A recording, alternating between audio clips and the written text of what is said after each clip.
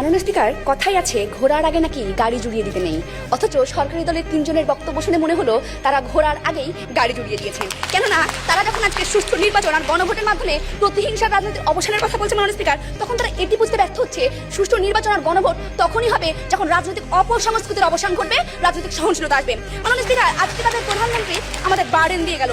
সুষ্ঠু নির্বাচন হলে কি খালেদা জিয়াকে বিনা চিকিৎসায় মারা যেতে হতো কিনা, শেখ হাসিনা সহিংসতা করতে পারতো কিনা, তাকে বাড়ি ছাড়া করতে পারতো কিনা, জেলে দিতে পারতো কিনা। আমার প্রশ্ন, যদি অপসংস্কৃতি না থাকতো তাহলে এগুলো হতো কিনা? অপসংস্কৃতি ছাড়া এটা কিভাবে সম্ভব হয়েছে? বিশ্লেষকরা বলছেন খালেদা জিয়ার প্রতি শেখ হাসিনার আক্রোশ রাজনৈতিক থেকে ব্যক্তিগত আক্রোশের রূপ নিয়েছিল। আমরা তো এটাই বলছি, কেন এই সহজ যুক্তিটা আপনারা বুঝতে পারছেন না? আমিও বুঝতে পারছি না। মাননীয় স্পিকার, প্রধানমন্ত্রী এসে বলে গেলেন উদার রাজনৈতিক আদর্শ দিয়ে নাকি খালেদা জিয়ার উদার রাজনৈতিক আদর্শ নাকি খালেদা জিয়াকে মহিমান্বিত করেছে। হ্যাঁ, আমরাও সেটাই তো বলছি, উদার রাজনৈতিক আদর্শের কথা, রাজনৈতিক সহনশীলতার কথা, রাজনৈতিক অপসংস্কৃতি না থাকার কথা। মাননীয় স্পিকার, আপনারা আজকে দেখুন সরকারি দল বলছে সুষ্ঠু নির্বাচন হলে প্রতিহিংসা জন্ম হতো কিনা, অথচ 2001 সালে বিএনপি যখন ক্ষমতায় আসলে বিএনপির আমলে তখন তো নির্বাচন সুষ্ঠু হয়েছিল। তাহলে কেন প্রতিহিংসা ছিল? কেন লগি বৈঠা আন্দোলন হয়েছিল? কেন মৃত লাশের উপর নাচ করা হয়েছে? মাননীয় স্পিকার,